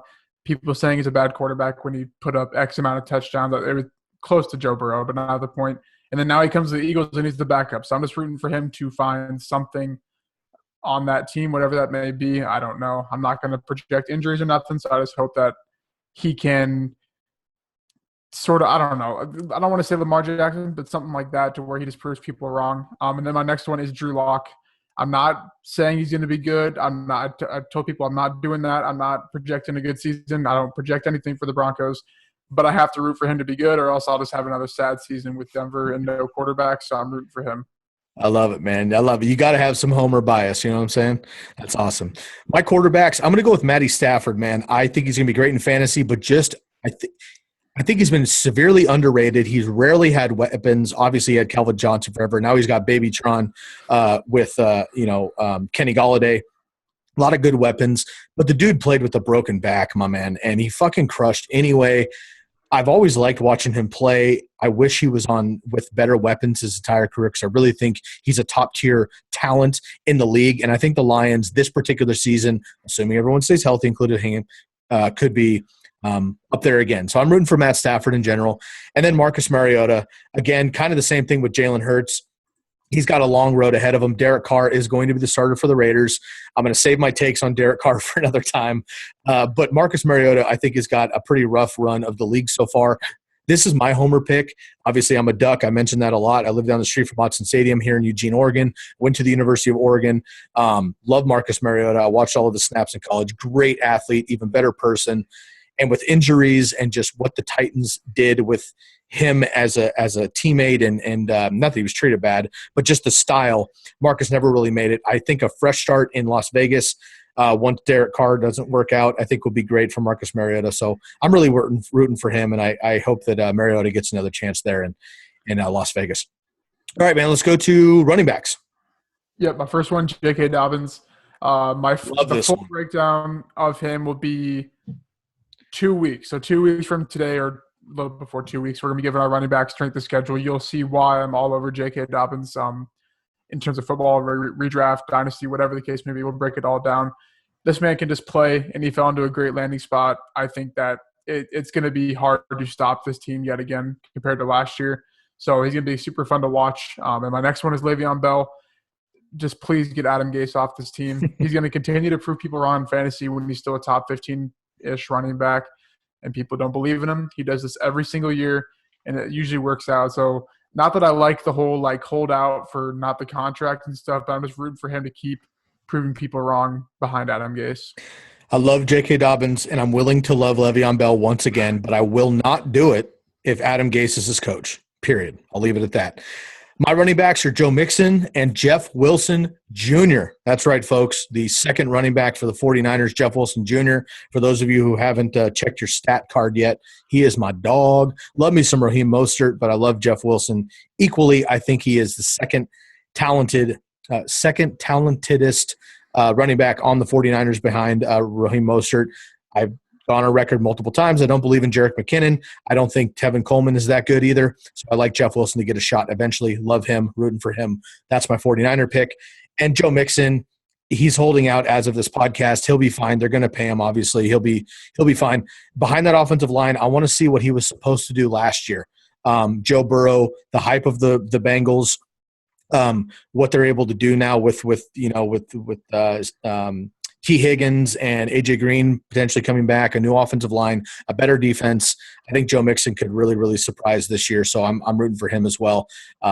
And obviously this is on the football field. He has some dark history off the football field, but we don't talk about that shit unless it's relevant here. So I'm going to pass on that. Wide receivers, my man, go ahead. All right, I got my air yard babies, Preston Williams and Terry McLaurin. Note about the air yards: the NFL removed all their public data. They just took it away yesterday, or I guess 2 days ago. And you're hearing this. No one knows why. So as of now, we will not have any air yards to break down. They're working out details of how they're going to set it up behind a paywall or no reasoning. What's like I follow a bunch of people that like use that and they like don't know. Like it was really sad yesterday on the air yards Twitter. Preston Williams, obviously he's coming back from an ACL. He's going to be okay. They didn't draft a receiver. Just rooting for him to work out from what he did last year. Terry McLaurin, the same, and the aspect of he plays for the Redskins with Dwayne Haskins, so we can just hope that's still good for fantasy. We really hope that's good because he's being drafted pretty high with high hopes, so let's just hope it pans out. So if they're not doing air yards anymore, what are you actually going to study for fantasy football? I don't know because like a lot of the stuff that I use, it's like 93% of your studying is air yards. I know, like that's how I found like Zach Pascal, Preston Williams, Terry. Like it was crazy. I don't even know like airyards.com. Yeah, not a site anymore. Like Pro Football Reference is going to go behind a paywall. It's going to be terrible. Bro, we're gonna have to start a petition here on the TCK pod to get that back for you, bro. Yeah. I can't afford to lose you because the NFL doesn't want to distribute their air yards, man. I'm leaving. That's not a risk I'm willing to take. All right, man. I'm gonna go with Michael Gallup and Josh Reynolds. Michael Gallup, I know, is getting a lot of stink right now because of CeeDee Lamb. I think he's going to be just fine. And as Lukas and I were talking before this recording, my man, please alert the people where you were able to draft Michael Gallup recently. Yep. So in a Superflex Dynasty PPR league, I'm not even going to break down my team. I'm completely rebuilding. I think he was like my third player I took. I got him in the 11th round. The 11th round, a dude that finished a top 24 receiver. I know CeeDee Lamb's great. He's the best receiver on that team as of now until CeeDee Lamb steps foot on that field. We saw this last year. We're going to see it again this year. Amari Cooper's going to get hurt. Amari Cooper's gone after 2 years. I don't know if Michael Gallup's going to be there because the Cowboys don't know how to handle their money apparently, but do not lose faith. Do not sleep. Do not throw him on the back burner. Like this man is not losing his production to a rookie / a hurt receiver. So that's it. I promise you, I'm cleaning up all of the Michael Gallup garbage trash can shares in the 9th+ round in every single draft from now on. You and I just had a big dynasty league. We're going to break that down later on when we get into it. I talked with Lime about it previously on this episode here a little bit. Lime is the commissioner, but we broke it down and you and I took Michael Gallup. I don't remember exactly. I think it was like the 5th round or something like that, or 6th round. It was his pre CeeDee Lamb. Yeah, which was still a good value. It was days before the NFL draft, but it was like the 5th, 6th round, and he was our wide receiver 2, and we were pretty stoked on that. And then we got nervous with CeeDee Lamb. Anyway, 11th round, unacceptable. Unacceptable. I'm going to take Michael Gallup anywhere I can get him this year for sure. Josh Reynolds is another guy I think that people just frankly don't know about or they're not paying attention to, who is basically this year's Brandon Cooks, meaning he's the number 3 receiver as of now for the Rams. I'm not saying he's Brandon Cooks. I'm not saying he's a deep threat necessarily. I'm also not saying he's automatic for 1,000 yards. I am saying, though, if he's the number 3 weapon for the Rams, he's going to have a chance at 100+ targets, 80+ receptions, 1,000 yards, and maybe even 6 to 8 touchdowns if they're rolling per usual. I like Von Jefferson. I think he's going to be just fine. I don't believe that he's going to surpass right away Josh Reynolds because, as you've heard in previous segments on this 200th episode, Sean McVay loves Josh Reynolds, and he's finally getting an opportunity. They would not have let go of Brandon Cooks if they didn't believe in Josh Reynolds. Just like Michael Gallup at this point, Josh Reynolds is free in drafts right now. If you're drafting, he's in the 15th round. That's stupid. Go get the best, I think, the 3rd receiver in the league for his value right now. Go pick him up for free, and I think he's going to bring you great value. All right, man, tight ends, and then we'll move on to NFL talk. Yep, Hayden Hurst. Staking my claim on Hayden Hurst right now. It's kind of more of a recent sort of not discovery, but like where I stake my claim. Tons of vacated production. The dude can play. He was a former 1st-round pick. He gets a new chance with Dirk Cutter. Matt Ryan loves his tight ends. I'm going to be all over him. I'm excited to see what he can do. And then my next one, probably my non-Broncos favorite player, former Iowa guy, George Kittle. I mean, come on. The man can just play some football. He's fun to watch. He's about to get paid. He's about to play on the huge pay contract. And I'm sure there's going to be so many memes where he's trucking people and screaming and flipping his weird hair. It's going to be awesome. Bro, I'm pretty sure I'm going to go man bun as soon as the season starts.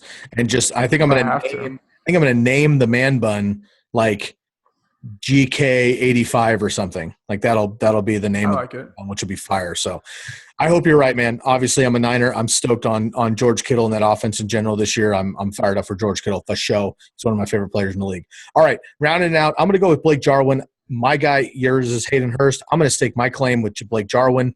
Similar idea with Michael Gallup. First of all, Jarwin's free with tight ends, and we saw old man Witten get tight end 11, which is dumb. He wasn't able to even run routes. He barely scored any touchdowns, and Blake Jarwin had similar stats almost in a backup role. I think this is a great value here for the late round tight ends. And look, where you're going to draft him, if he doesn't work out, you drop him anyway, and there's no harm, no foul. I'm really excited about Blake Jarwin with the value, and I think he's going to be just fine in this offense. And then just a fun one, why the hell not? Rob Gronkowski coming back to Tampa Bay, Florida. I'm really excited for him and Brady to rekindle for one more try. I am buying the Bucks. They are my hashtag new Browns this year. I'm buying the hype. I'm on the train. I'm totally down. You gave me a lot of shit about the Browns last year, and you were right. You're not buying the Bucks this year. I'm going to buy them. We're going to try again. So I'm going to go with Gronkowski, who is not free. His ADP is obnoxious right now, but I will probably never draft him just because I don't want that headache. But I am going to be excited to watch Gronk for his 8 games this season. It's going to be cool to see him back in the NFL, and he and Brady have a special kinship you don't often see. So I am excited about him. All right, let's go on to the NFL side really quick, man. Just give me your teams, 2 AFC teams that you are going to be rooting for. Obviously, let's preface this with the listeners at this point know that you are a diehard Broncos fan, as you can see behind you with your incredible shrine that grows every episode. So, non-Bronco AFC team that you'll be rooting for. The Colts, everyone knows my love for Chris Ballard. They made some moves to fix the emptiness in the Colts' hearts from Andrew Luck last year, so I'm rooting for them to bounce back. And then fins up, baby, the Miami Dolphins. I've said many times they've built their offseason the way I would do it, the analytical approach to how you build a team. They did exactly that throughout the draft, so I'm rooting for them to you said it before, that's a wide-open AFC East for the first time since I've been alive. So I'm excited to see that play into effect. So it'll be fun to watch that for sure. I'm with you, man. I think the Bills are the popular pick right now in the AFC East, but I'll tell you what, I would be very surprised if the Dolphins do not outpace the Jets. Yeah. I think that's going to happen. And the Patriots will fall somewhere. They can't be last, could they? The Patriots couldn't actually be last. Well, I'll give my Patriots feedback when we go through records. The team, they're still going to make the playoffs. It's the Patriots. Oh God, I think their defense is good for at least 7 wins. So anyway, we'll go another time on that. All right, so Colts and fins up for you. AFC, I'm going to go with the Ravens. I root for the Ravens all the time. Again, I mentioned multiple times the missus. Her favorite team is the Ravens, and you want to know why, folks? Here's a fun fact. Her spirit animal, if you will, is a raven, coincidentally, and her favorite color forever is purple. So it just happens to work out. Her favorite player in the NFL is Justin Tucker, who happens to be a Raven as well. So it all works out. She's a Raven. I'll root for the Ravens too. They've beat the 49ers twice in big games. Obviously, we don't love that, but hopefully it'll come around another time. Next one is going to be bolts up. I'm rooting for the Chargers. I'm rooting for Justin Herbert. I like this offense. Their defense, I think, is super duper underrated if they stay healthy. Sorry, brother. I know that you're a Bronco. I'm not a Bronco hater, but I do like the Chargers quite a bit. Let's go into the AFC side, man. 2 AFC teams, and I'll give 2 AFC teams, and we'll get into some business talk. All righty. So we both have the Saints, so I'll just say that. Just give Drew Brees the ring. Like, come 100%. on, ride it off into the sunset, and then ride it off into the sunset and bring back Jameis Winston to keep riding it off into the sunset. So I got to add that in there because I can't say I'm a Saints fan now because, like, that's bandwagon. But, like, now with Jameis Winston, then I can say I'm a Saints fan, so we'll see on that. And then my second one is the Bears, kind of staying on brand. I think they're one tight end away from having confidence in this offense. They went out and got 2. They bolstered their defense a little bit. I think that I hope that they can kind of build upon that. Nick Foles can kind of bring this team back to the double doink when they're 1 field goal away. And what seems to be a pretty open NFC North. NFC North, it seems pretty open right now. So I think it'll be fun to see those teams compete for it. Yeah, I agree with you. I'm going to go with And in an alternate universe too, we know that Lukas would have Mitch Trubisky as his QB5, but unfortunately, that's not going to work out right now. But buying the Foles hype, I like that. I'm going to go with the Saints, of course. Same reason. Drew Brees, one of my favorite players in the NFL. Alvin Kamara as well, rooting for both of them. Brees has been trying for the last 5 years to get that final Super Bowl so that he's actually in the best of all time, the GOAT, if you will, conversation. I think he's definitely there. Statistically, he's literally there. But I think he just needs that. He needs that second end of career Peyton Manning, he needs the Peyton Manning ride-off career. John Elway, there's a few of them, right? He needs that second one to get there. So I think, again, I don't want him to go through my Niners to get it, but if he does, I'm rooting for Drew Brees. Next one is going to be the Cardinals. This is an interdivision for me as a Niner fan. Of course, I don't root for the Cardinals, but I am excited about their team, man. I'm buying the Kyler shares. I'm buying Nuke Hopkins, obviously.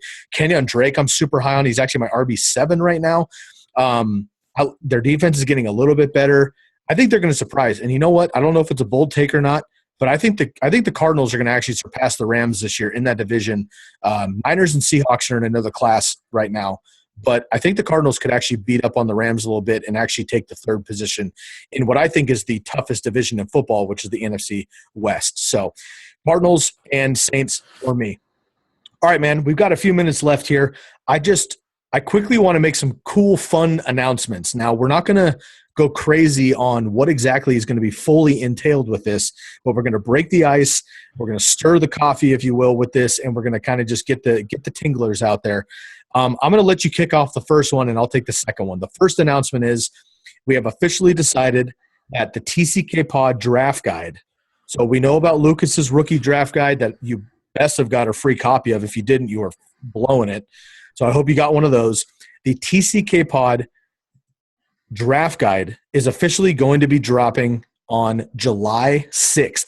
That's Monday, July 6th. Obviously, if you do your math, that's the week after July 4th. So you have the whole weekend to party, plan for it, and get it in July 6th.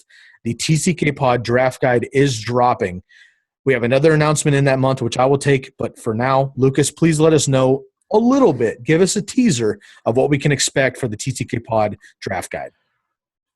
Yep. So it's going to be on our website.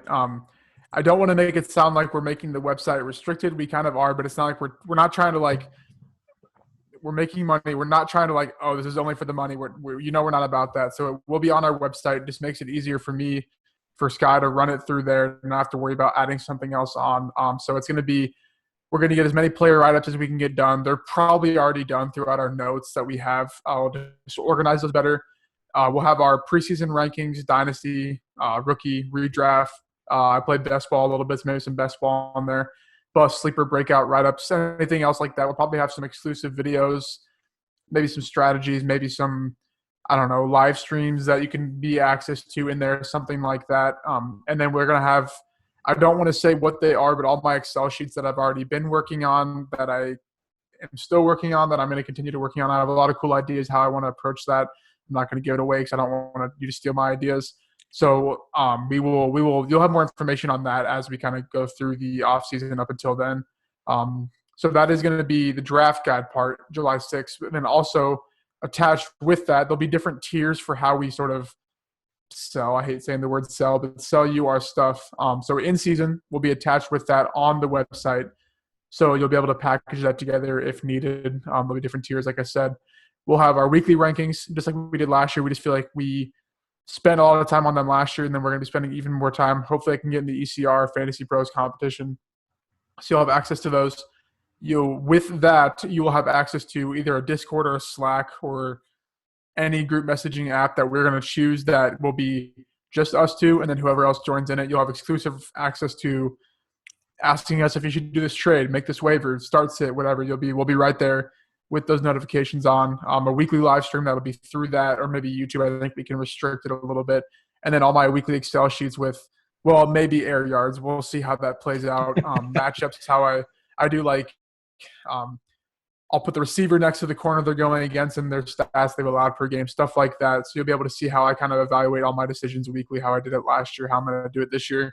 And then we still kind of have to decide how we want to approach we want to do a draft consultant type of thing We don't know how we're going to do it yet, but we want you guys to have access to us to help you with your drafts more so than us just texting you or whatever. We want you to be able to get us in a Zoom call, a Skype call, a FaceTime, whatever, and we can help you as you go, before you go, or after you go, whatever the case may be. So July 6th will be when it's dropping. We'll obviously have pre-orders and stuff like that, but it'll be on tckpod.com. You will get access to that, and then it's all yours to do whatever with it that you want. And then you have the other announcement for a couple weeks after. Yes, sir. Stoked on that, man. The draft guide's going to be fun. And folks, those of you that paid attention last year and those of you that were in tune with the TCK Pod Listener League know that Lukas Kaser brought it down. First year in the league, came in, cleaned house, came in early, said he was going to, and did it. And there's a fine line between cockiness and confidence. And the difference is guys like, Kobe Bryant and LeBron James and Steph Curry talk a little smack, but they back it up. And Lukas talked a little smack, and he backed it up. So it's our responsibility as a community, as a TCK Pod family, to knock off Lukas this year, because as he's become a very good friend of mine, co-host, I love him to death, we're not doing back-to-backs in this league. It's just not going to happen. So we are going to have to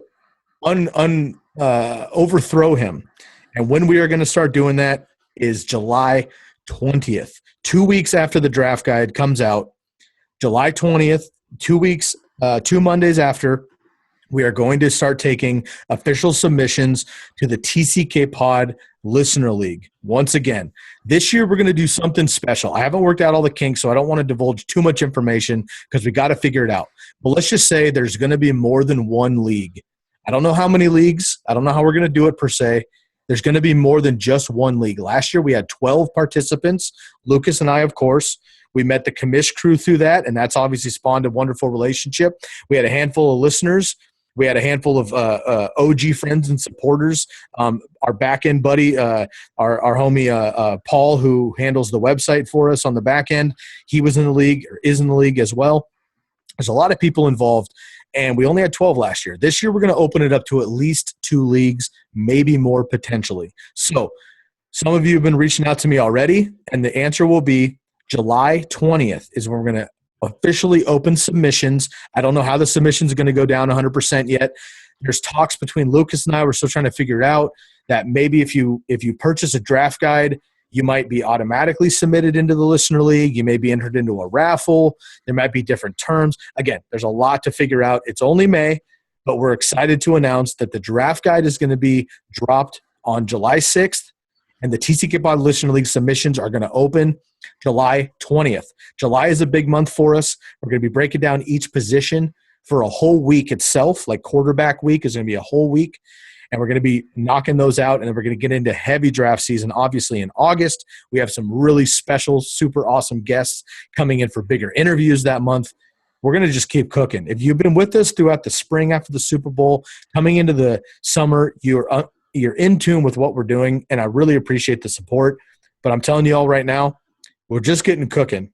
This is year 2 of Lukas and I going full steam. We finally figured each other out. Once he figures out how to fucking get his underground black market air yards, we're going to be cruising, and you're going to want to be along for the ride. Obviously, this man knows what he's talking about. He won the league last year. We're going to have to dethrone him as a community. I'm going to need your help. So please stay tuned. Make sure you stay tuned to the draft guide, and make sure you get one of those locked up. Make sure you get the access to us during your draft and during the season so we can help you week to week and on your drafts. Also, make sure you pay attention and become a member of the TCK Pod Listener League once again. It's a lot of information. This has been a longer episode. Once again, part 2 of episode 200. Lukas, I couldn't do it without you, my man. I appreciate you. I love you like a brother, man. We're crushing this out. We're doing the best we can, and we're making waves every single day. We have a couple announcements you and I talked about off air that are starting to build the brand as well. So a lot to have happen. Again, huge shout out to my brother Daniel Sancato. Big ups to our East Coast brethren and Chris and Eric and Alex of the commish FFP. Big up to our UK family with the FF, the Fantasy Footballer UK and the Football Fanatics UK. And then shouts out, of course, to Fantasy Limelight as well. Some of the best graphics in the game. Check out all those guys. Give follows. Give love. give shouts out, give subscribes on YouTube. And Lukas Kaiser, one of the hardest men working behind the scenes. I appreciate you, bro. Thank you again for being along the ride for the episode 200 two-part series. It's a lot of information. We're going to get out of here. I'm so pumped to turn the page officially, man. Get into episode 201, 2020. We're going to get cracking, bro. Any last final words before we get into this shit? I'm pretty hyped, as you can tell. I'm going to turn it over to you before we get out of here. If anyone knows how I can find air yards, please let me know. I have like 10. I don't know. I've been looking all over the place for a way that I'm going to do this. At least I have the stuff from last year saved on my Excel, so at least I can use those. But we'll see. It's going to be hard to find Terry McLaurin because I'm not watching a Redskins game, so it's going to be hard to find a guy like that. But I'll make do with what I have.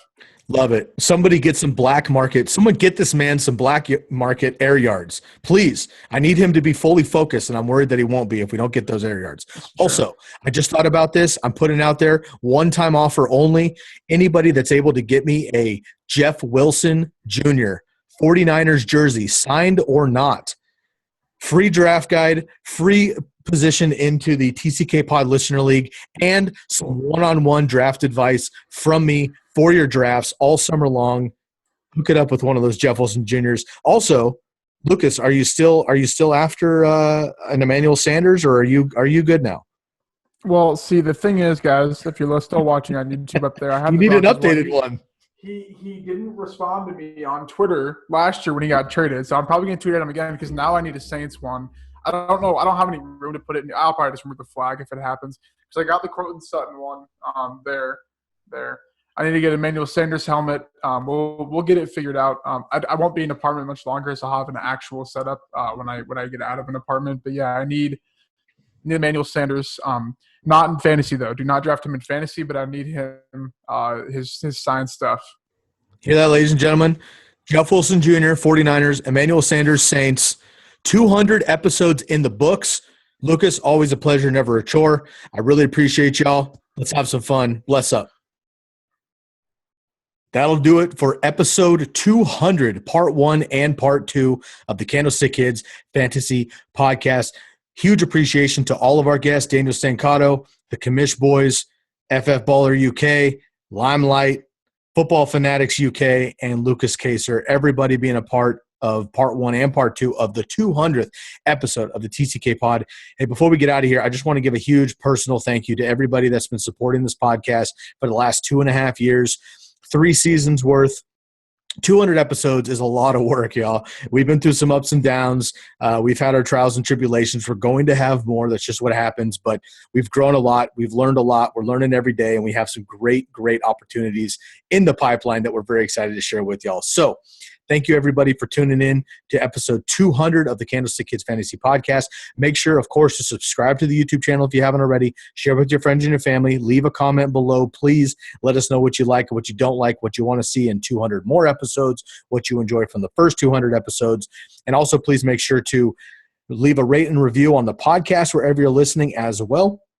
And follow us on Instagram. It means a lot. The followers don't, we don't judge how we're doing on followers and whatnot, but it gives us a little bit of street cred and it helps us out. So if you're listening to us on YouTube and you're listening to us on podcasts and you don't follow us on social media, I really, really appreciate you doing that. So please go follow us on Instagram at fantasyfootball_TCK pod, on Twitter at TCK_pod. And of course, you can join our Facebook group, the Candlestick Kids Fantasy Podcast, and find all of our content at tckpod.com. Big announcements, as you heard, coming in July 6th with the draft guide, July 20th with the TCK Pod Listener League submission openings. A lot going on. Hit us up. Let's be in touch. For everybody, Daniel Stancato, for the Commish Boys, FF Footballer UK in Manchester, England, for my boy Limelight from Alabama, from the Football Fanatics in Liverpool, England, and for Lukas Kaiser, I'm Sky Guasco. Thank you for supporting for 200 episodes. Cheers to 200 more. We are out of here.